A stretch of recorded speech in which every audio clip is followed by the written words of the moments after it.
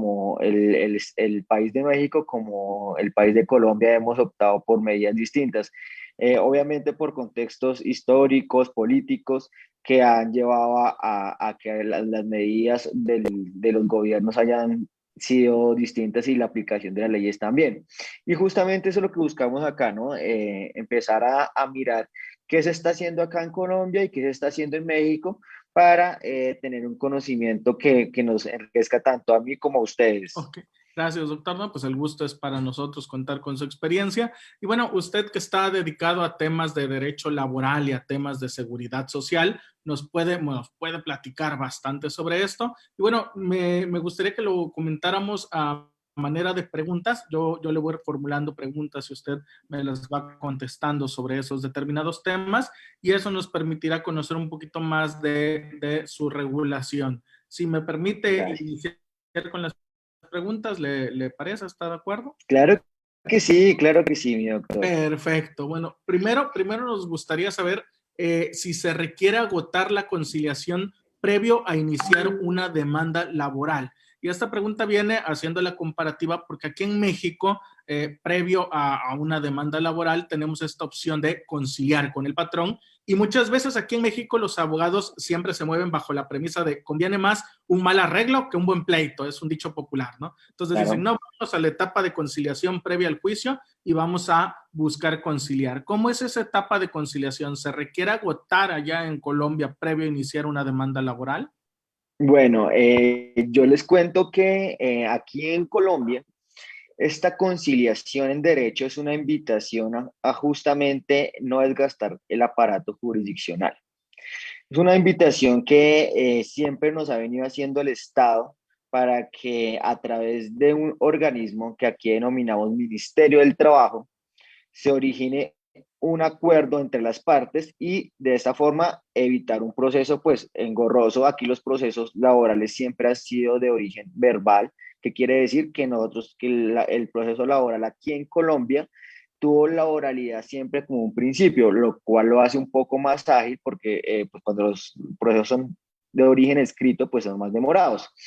En cuanto a la obligación de requisito previo a radicar una demanda, aquí en Colombia no se exige que se agote ese requisito. ¿Por qué? Porque los derechos laborales tienen un tinte constitucionales, que quiere decir que son derechos que priman sobre otros derechos como son los derechos civiles, derechos de orden crediticio, pero aquí el derecho laboral va de la mano con el derecho constitucional, teniéndose en cuenta de que estos empleados son, a la luz del derecho laboral, son la parte débil de la relación. Entonces, si al empleado no se le paga su salario por su servicio prestado, evidentemente esta persona no va a tener cómo solventar sus gastos, no va a tener cómo pagar su arriendo, su comida, bueno, todos los gastos que tenga en ese momento, lo cual hace que el Estado sea uno de los únicos procesos a los cuales no les exija requisito como procedibilidad para iniciar una demanda, sino evidentemente les da el paso libre para que inicien su acción sin necesidad de agotar este tema. Téngase en cuenta que en el evento de que se requiera o se pueda realizar esta conciliación, el Estado ha sido muy garante con el empleado en manifestar de que sí, usted puede conciliar, pero hay un principio laboral en Colombia y es que los derechos laborales son irrenunciables. ¿Qué quieren decir?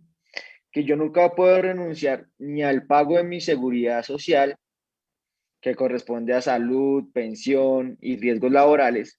Nunca puedo renunciar a mi pago de prestaciones sociales, que corresponde a los aportes que hace el empleador para el empleado, que es cesantías, que es un aporte que va destinado a vivienda o estudio, prima de servicios, que esa prima de servicios es una bonificación que le da anualmente el empleador al empleado como una contraprestación del servicio, teniéndose en cuenta las ganancias que haya tenido. Aquí en Colombia se estipula como de un salario, del salario que venga el empleado, va a ser su prima de servicios. Intereses en las cesantías, bueno, son los intereses que provienen de ese pago que yo hago a un fondo en donde este empleado puede utilizar este dinero para educación o vivienda.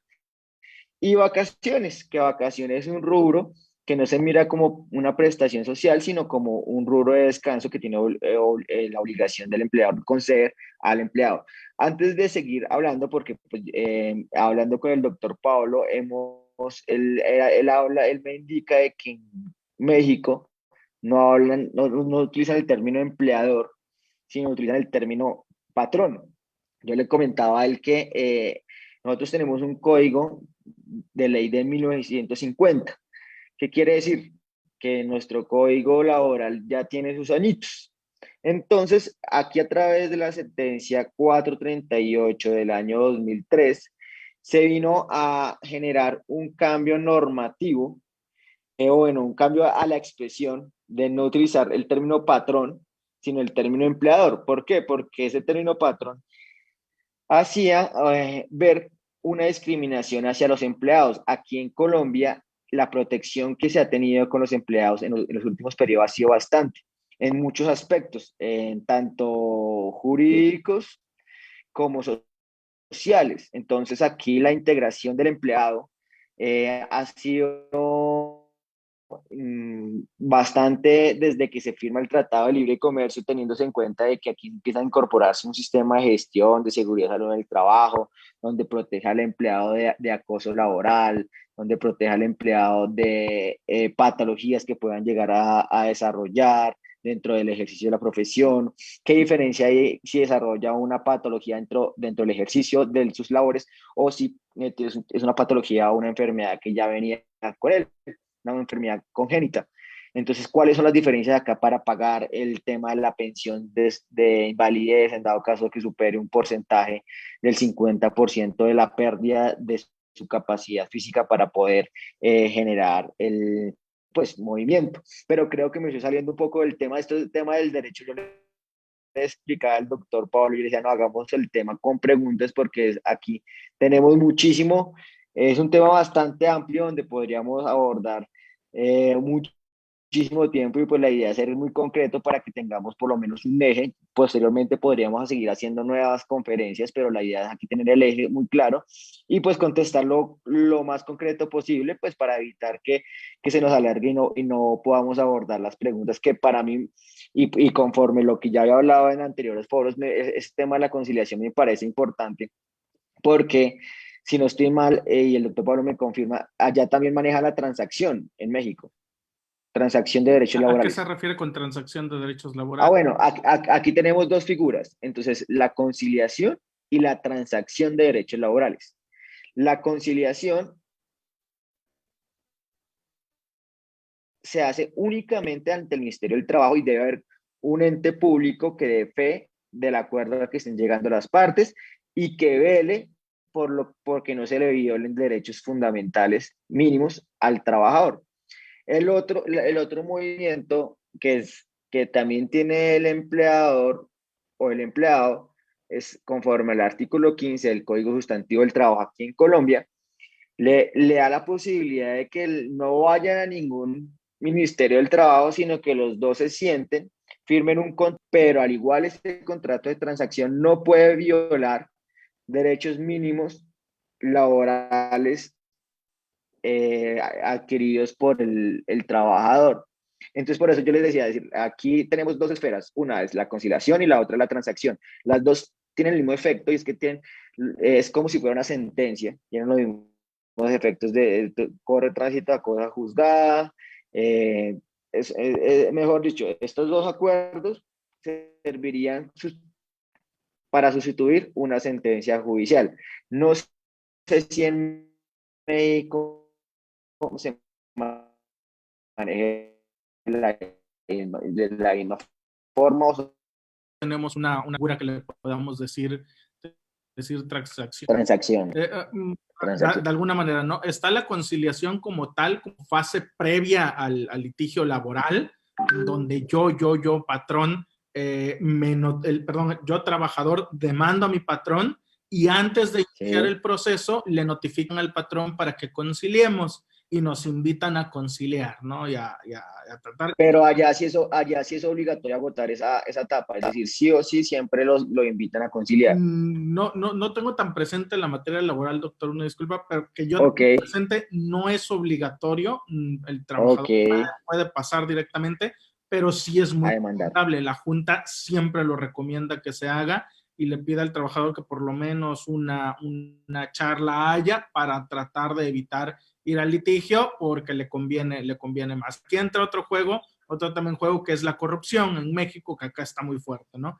Que es otro Sí, tema. sí, sí. Y como la transacción como tal se puede hacer, pero hasta donde yo tengo presente, no es que lo hagamos nada más entre particulares, sino que tiene que Mm, ir ratificado ante el organismo, lo que sería ya el Ministerio del Trabajo, aquí actualmente ok, ahorita la Junta de Conciliación y Arbitraje, y se tiene que ratificar ante la Junta. De hecho, muchas veces cuando no nos vamos al litigio laboral y quieres despedir a un empleado que ya no colabora contigo, lo sí. recomendable, lo que nosotros como asesores siempre recomendamos es que lleves al trabajador a la junta y ahí mismo firmen el convenio donde dan por terminada la relación laboral, se le pagan su liquidación y sus prestaciones y el trabajador se da por satisfecho. Y ya con Ah, eso ok. cierra la relación de trabajo. Podríamos decir que es el equivalente a la transacción porque no es para iniciar el proceso, no es una conciliación previa al proceso, sino es de cuenta propia, vamos y firmamos un convenio donde decidimos ponernos de acuerdo. Perfecto. Entonces, para contextualizar y para definir la pregunta, aquí en Colombia no se requiere requisito de conciliación, también se aconseja que se realice, es decir, que si lo miramos, tenemos una pues, herramienta muy similar en ambos países y con la misma exigibilidad. ¿Ok? Así es. Entonces, en ese punto estamos en común.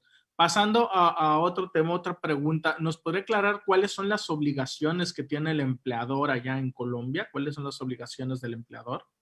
Ok, perfecto. Bueno, ese tema es bastante importante y me parece uno de los temas fundamentales. Al igual como he manifestado, el derecho laboral aquí es garantista con el trabajador. Aquí hay un principio que se llama indubio pro operatio, uno de los principios del derecho laboral, que es todas las dudas se van a resolver a favor del trabajador. En ese orden de ideas, las obligaciones que se requieren para que ser empresario en Colombia son bastante exigentes, por eso muchos países piensan en muchos temas antes de venir a invertir, pero esto justamente se vino afianzando para que las inversiones extranjeras también se motiven, ya que si lo miramos desde antes del 2015 no teníamos aquí la obligación de tener sistemas de gestión de seguridad y salud en el trabajo. ¿Qué quiere decir esto? El sistema de gestión de seguridad y salud en el trabajo aquí es una herramienta que debe implementar todas las empresas para mitigar y controlar los riesgos que conlleve su actividad.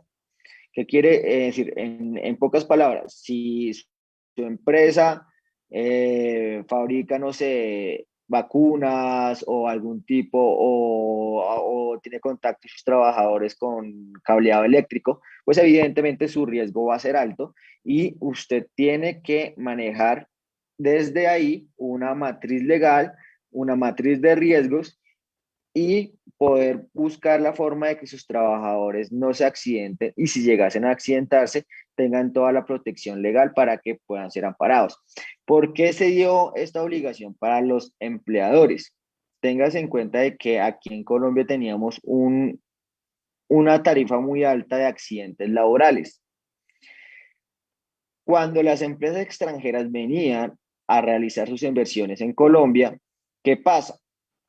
El inversionista muchas veces lo que hacía era generar uniones temporales, que es unirse temporalmente a otra empresa para generar un proyecto, pero en ese proyecto los trabajadores iban sin casco, los trabajadores no tenían línea de vida, no tenían elementos de protección personal, y al momento de que los trabajadores sufrían accidentes, demandaban, aquí se demanda al empleador directo, al patrono directo, y también se demanda de forma simultánea a la empresa a la que yo le prestaba los servicios, la empresa usuaria. Entonces, sin importar que mi empleador sea uno, yo podía demandar tanto a la empresa extranjera como a la empresa que me contrató. ¿Por qué? Porque muchas veces se